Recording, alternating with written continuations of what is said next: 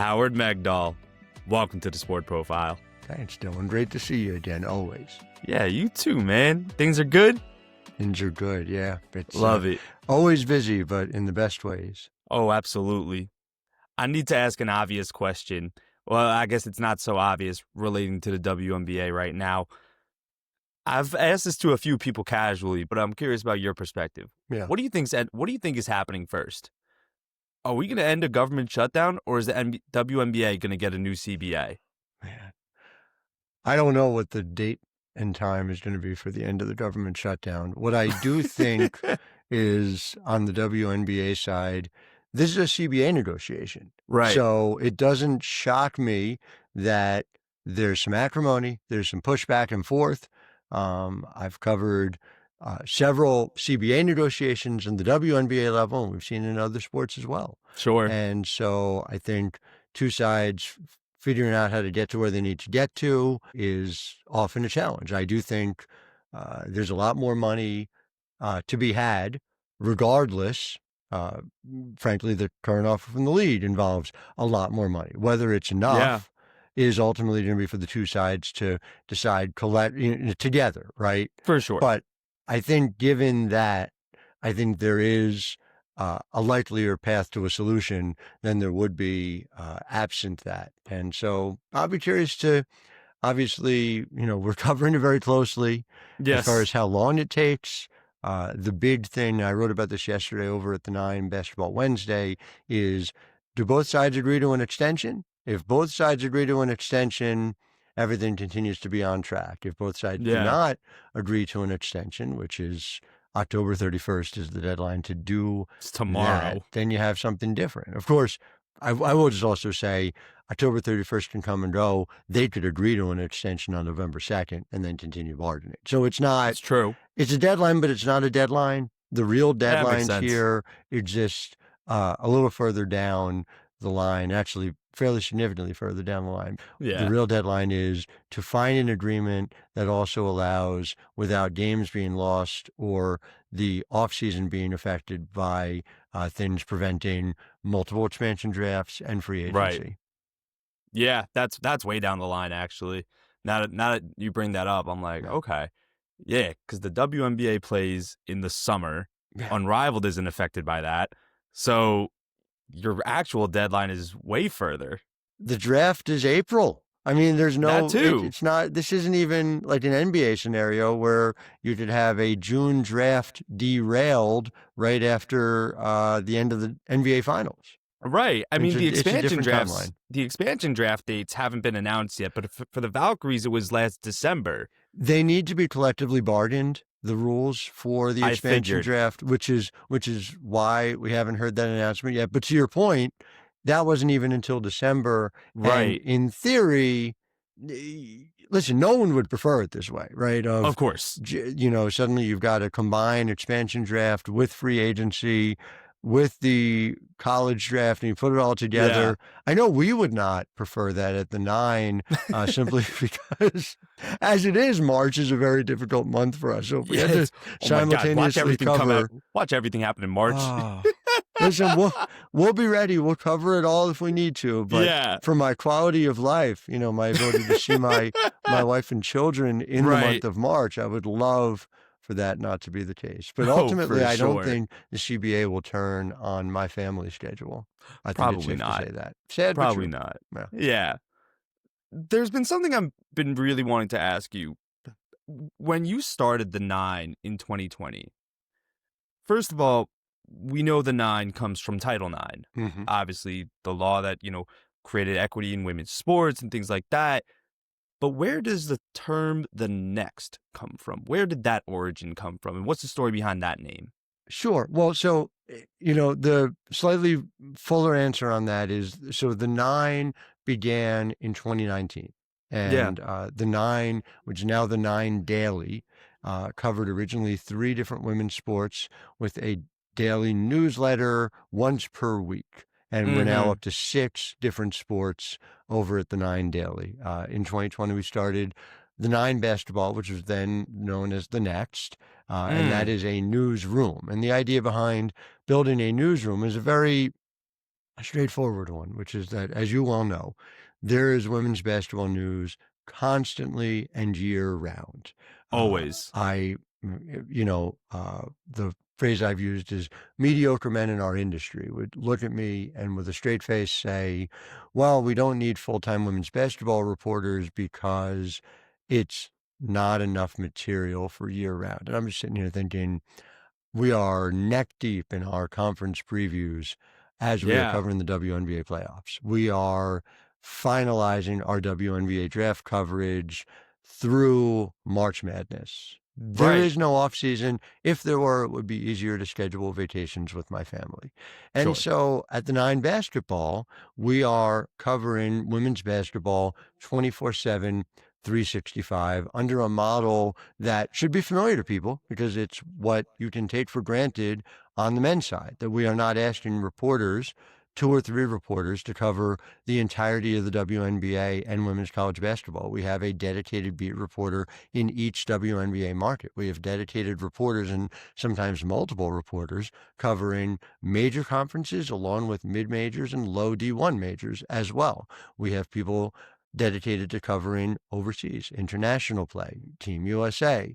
We have an individual who covers Team Australia and the WNBL. And again, Right. being able to do that allows us to dig deeper into what it is that we're doing. And also just like create the well-rounded like infrastructure that shows that like, yeah, this is obviously like year round. Right, right, right. So in 2019, what's going on in your head where you say there's a gap here, I need to do something about it? It's really a process. So I've been in this business for about 20 years. Yeah. You And freelance all over the place too. freelance for a long time. I mean, when I started, I was at a daily paper in upstate New York. As soon as you start in this work, and you know this, I remember when you and I were on the post-game beats at Ryder for Yep. women's basketball. Long live Lynn Milligan. Oh, And always. always. And I so hate how the sidelines are going to look this season. it's very strange. It always is. That's another episode. Another episode, but college needs to hire her yesterday. Oh my God, yes. She has forgotten more about this sport than I will ever know. But Me too. Lynn aside, the immediate understanding is that there is this yawning chasm between how men's sports is covered and how women's sports is covered. And it's at Right. every level. It's at the Little League level. It's at the youth level. It's at the high school level. In all the ways that, there are a lot of nonsense excuses about, this pro team draws more attendance than that pro team. And somehow is a standard only applied to women's sports. Again, it's like a rationale seeking to answer the pre-existing decision as it Sure. relates to this stuff, right? So, all right, so what do you do about it? Well, when you're internal at an individual publication, you can push your editor, but only so far. And if the editor doesn't see it as important, you're limited in that way. I True. freelanced for many years at some of the largest legacy media publications. And again, women's sports frequently was treated as the side dish at best, and at worst, the garnish, with the main main meal being Yeah. men's sports. And so what I liked about freelance was I could, if one editor didn't see the import of a story, pitch it to another editor, but you're always Sure. building in sand. Editors come and go. I've seen you say budgets are that cut. before. Yeah. You said you're playing in a bunch of different sandboxes. Well, yeah, a little different. I'm building a sand castle, which keeps getting knocked Ooh. down, right? And so ultimately, there were two things. One was that, you needed to have a place for consistency of coverage, but the other is there needs to be a place for more people to be doing the coverage. This is It's true. not a one-person job. It is, there's so much more to be covered than that. And the army that we send in to swarm the Final Four and the WNBA finals and the draft. And, it's just sort of an indication of this and the folks we have across the country and, in fact, across the world. And so ultimately, my belief was two things. One was that this was what was necessary to cover things. We were going to build the thing. We were not going to look for investment first. and then build an audience around investment, because oftentimes the investment doesn't necessarily correlate with what is necessary to do this right from a journalistic perspective. We're not Sure. going to chase the clicks, because that's, for various reasons, a ludicrous way to operate a media enterprise. I do And agree. and then third of all was, we needed to make sure we were empowering people who did not all look like me. We have a concurrent problem that is not the same problem, but it helps contribute to these inequalities, Sure. that we have a lack of women in sports journalism, a lack of people of color in sports journalism getting these opportunities. And so, again, it's less about filling some sort of minimum. It's just the opposite. In fact, it's an opportunity, because our industry, for reasons that are probably their own series of shows, do not properly empower women and people of color. Right. It's, for lack of a better phrase to come up with, it's a market inefficiency. And some of the most talented people in our industry have been able to do the work here with us at the Nine.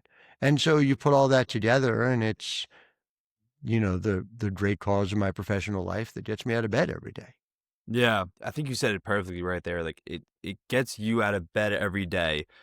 But where would you say that passion for you first started in wanting to empower a very talented group of women and make coverage more diverse? You know, for you personally, where does that fire originate from? I don't know. That's a great question, and I don't know the answer to it other than to say, um, here's where it didn't come from, and Okay. maybe this would be helpful. I've had people say to me, "Oh, well, you have two daughters, so this must be," the phrase "as the father of daughters," which is used by usually like bad men Everybody. after performing terrible acts as a means of cover. It, Yes. it it it should be banned. It should be stricken from the lexicon. But Yeah. this predates my having any children whatsoever, and Right.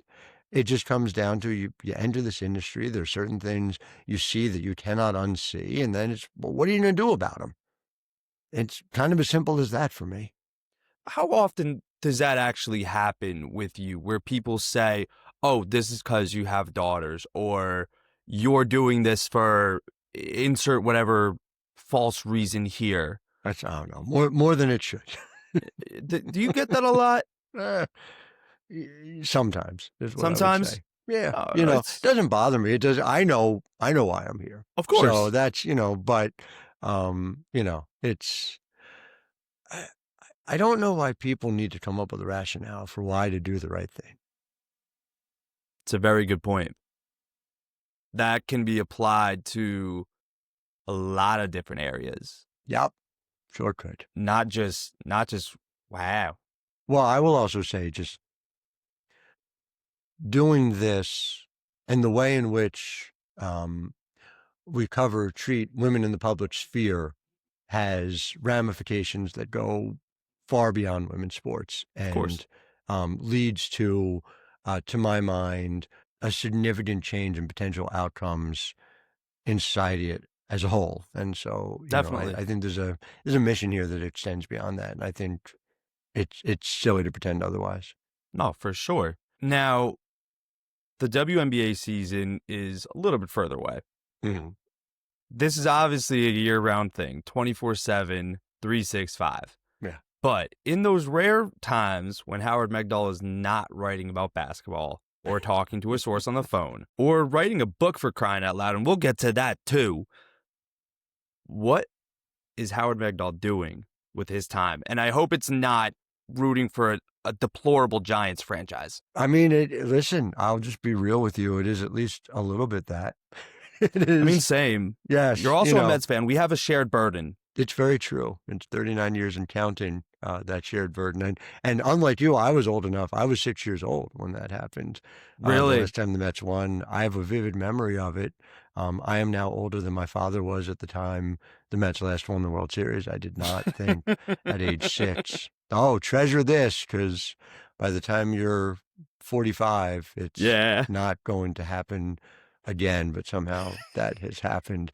But no, I mean, the We'll answer get is, there and one day. we will. I mean, so, I read a little bit about football for Forbes. I read some baseball for Forbes and Baseball Prospectus. I have a weekly column there for the Yeah, last 5 years. I have a tremendous amount of passion for the sport of baseball in particular, and I enjoy it as well. A lot of my time is taken driving children around, which is something that I like more than anything. of course. The fatherhood tip I would give to anyone is make sure you're the primary driver so that you can learn everything that's going on in your kids' lives by eavesdropping on conversations that they have with their friends who you will also be driving around. And Yeah, it's my you get to favorite learn a thing. little bit of the lingo. That's right. It is very helpful. And then, prioritizing that time with my children, with my wife, with my Of course. parents who are, thankfully, with us and local. These are all things that I do, prioritizing time with friends, the people I care about. Yeah. That's the thing I love to do. And reading fiction, is something that helps me sort of Ooh. differentiate from the immense amount of reading that I do for the basis of the work I do, Yeah, if that makes it's sense. interesting you say that because I don't know. For me, I'm like, I feel like I can only read nonfiction because I mean, I love memoirs, I love biographies. Like those are all true stories about real people. Hmm. I mean, I also just love people, but like, I don't know. I feel like when it's fiction, I have to like try harder. For me, what it is, You know what I so mean? I do, and I studied literature in college, Yeah, with a creative writing concentration. It's a chance to feel like I'm put in a different place, which for really sure. matters to me. And so it allows my brain to um, loosen a little bit, especially like when it's done so well. Like I just finished reading a book called A Dog in Georgia by Lauren Brodstein, New Jersey's own Lauren Brodstein, and it's just a well-crafted work of fiction is something that Yeah. means everything. I just absolutely love it. I feel like with fiction, I have to just like watch it. I mean, I'm a huge Marvel nerd. Hmm. I have to watch it. I have to see it. But when it comes to like reading something, that I guess, I mean, obviously requires thinking. But like when it's nonfiction, I feel like I'm just able to do it more or easier Pure for that pleasure for matter. me. Yeah, no, I get you, No, but yeah, totally. that's what it is for me. Which leads me to, your books. I mean, you've authored so many right now. You're on your, promoting your new Caitlin Clark one, Becoming Caitlin Clark. I have a very nice copy of Rare Gems right over there, Love it. which is, for those who don't know, about the evolution of basketball in Minnesota from the beginning of it with Preps Newman all the way to Paige Beckers and everybody else that is involved. And And let's note, by the way, Cheryl Reeve just Cheryl inducted Reeves, of course. officially this morning into the Women's Basketball Hall of Fame. Yes. New Jersey's own Congratulations. Cheryl Reeve. Really? She's from Jersey? Oh yeah, when I starred at Williamstown High School in no, Where's why she? am I starred at? Why can't I think of it? It's I just remember Washington Township, right? It's Ah. confusing in this state because we have three Washington Townships for whatever reason, Do we but actually? we have three different Washington That's Townships. There's insane. one way up north. There's one down here by us. But Really? so she was a Washington Township, went on to LaSalle. Um, my understanding, I didn't see her play. She was in high school in the '80s, Yeah. and then went to LaSalle from there. But I've talked to folks who did see her play who said she'd have been WNBA level. She was one of these like shocker, right? Super smart point guards. Like, Sure. where do coaches come from? Hello, Becky Hammon, and like made like 90% of her free throws Right. and always made the right play. So yeah, she'd have been a W player had the W For existed at sure. that time. Anyways, Yeah. sorry to derail your question, but No, I mean, I'm still stuck on Washington. Howard, always a good time I to host talk bar about Cheryl. trivia from time to time with a Hmm. company in Jersey. I'm gonna pitch that as like a question now. Like, How many Washington townships are there in New Jersey? Because Ridiculous. because the only question they do really about New Jersey is how many counties there are. Mm-hmm. You know how many counties there are? 23. 21. 21, excuse Yeah, me. close. Okay. Ah, But nobody's gonna guess 3 for how many Washington townships there are. it's too many. It, I agree. My dad also said there's a Springfield in every state. Is it every state? I I I don't know. know It's up there. that's the, the joke on The Simpsons, of course. So Totally. I love that. Yeah. Totally. But back to the books. Yes. What has inspired you to continue writing books and novels? Like it's such a different format from articles, but where did those kind of motivations come from? Because it's not easy to write a book. It's not easy to get published. And I'd also love to know what the misconceptions are, because I feel like, in this day and age, they say anybody can write a book and throw it on Amazon, but I'm just like, no, that's not actually true. I would say this. I have needed to know I wanted to devote 2 full years of my life to a subject. It was something that needed to exceed my ability to cover in the podcast form or the article form or even a series of article form. Yeah. And so that's been the common theme, whether it's I wrote my first book was called The Baseball Talmud, which I had an updated version a couple years ago about Jewish Yeah. baseball players, whether it was about the Cardinals, the St. Louis Cardinals, called The Cardinals Way, about 100 years of through line tradition that led to the Cardinals operating in a remarkably similar way between 1920 and 2020.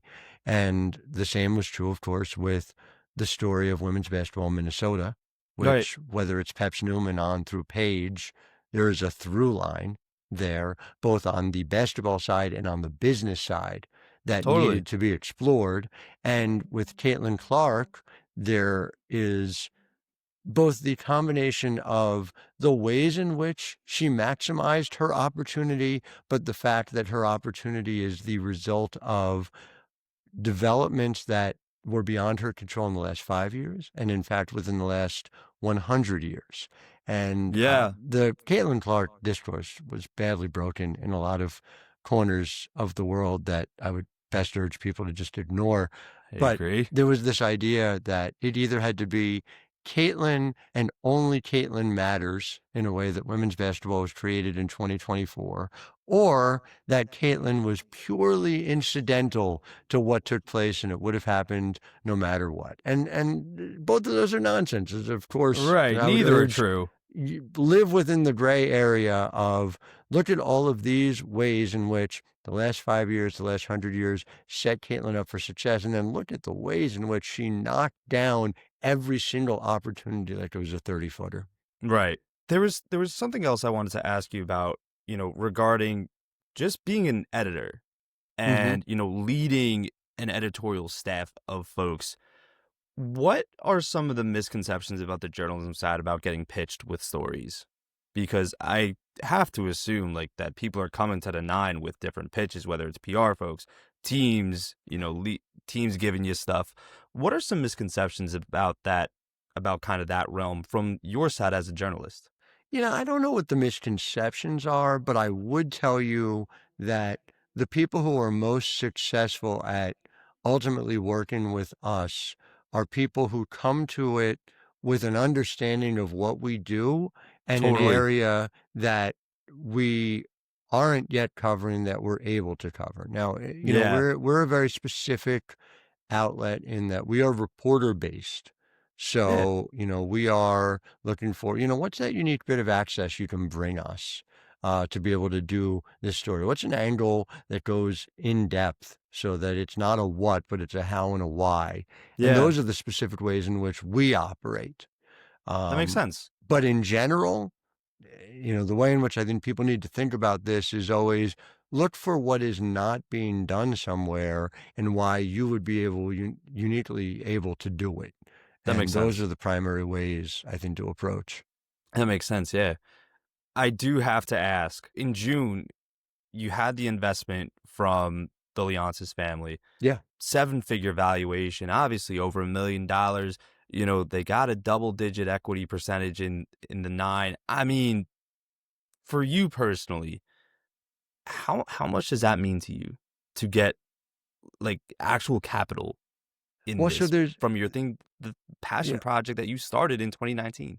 so there's two elements to it. It was really significant to me that somebody who has been ahead of the curve in almost a countless number of not just media enterprises, but enterprises in general. Like I mean, America yeah. Online did tend to, it took off a little, right? Yeah. You might have heard that. You've got mail within once or twice. So Ted Leonsis is always kind of seen around the next corner. And Right. so for Ted to have approached us to talk Oh, he about approached and say you. he did, and to talk about what we were doing, but also to do it in such a way where there was no push and pull, a fight for editorial independence. Right. He understood the inherent value of us being editorially independent, Of because course. ultimately what women's sports fans want is not press releases. Women's sports fans want to know what's really going on, no differently than men's. I mean, 100%. it's not a magic trick. People treat it like it's a magic trick, and it's not. No. So that was significant in and of itself. It's been significant because we've been able to hire folks on the business side Yeah, you to brought in build Bella. out. Yeah, well, I mean, to build out business-wise what we already have in a mature operation editorially Right. has been enormously gratifying, and to get to, work with Bella Allery every day is just something fantastic to Yeah. see. To work with someone like Molly Tissenbaum, who knows so much about this phase. It's just been remarkable to see. And I say all that to say this has all been gratifying, but if I'm being honest with you, this has always been obvious to me. Yeah. This needs to happen. We're going to build the thing. The audience has followed because we're trying to do it, and I believe doing it the right way. The investment following is because we are doing it in the right way to follow the audience that is with us as well. And it's always, to my mind, been a matter of when, not if. I haven't put a timetable on it. I haven't sat there and said, I'm going to devote 2 years of my life to this, and then we're going to move on. We're going to build this thing, and I'm going to do it. And then we're not building to sell. We're building to continue to provide this service until they carry me out of a press room someday, which I'm hoping is a long time to come. I For exercise and I sure. eat right, lots of Hey, you omega-3s. get So around. hopefully it's a long time to come. But to be Right. able to work with my unbelievable staff every single day to fulfill this mission that we all love and care about is just beyond anything I could ever ask for professionally. For sure. No, absolutely. So, Howard, the last question I do ask everybody is, just professionalism aside, basketball, the 9, the next aside, like just you as a person. Mm-hmm. Howard Megdal, what is something you like most or admire about yourself? About myself, About yourself. I would say my loyalty.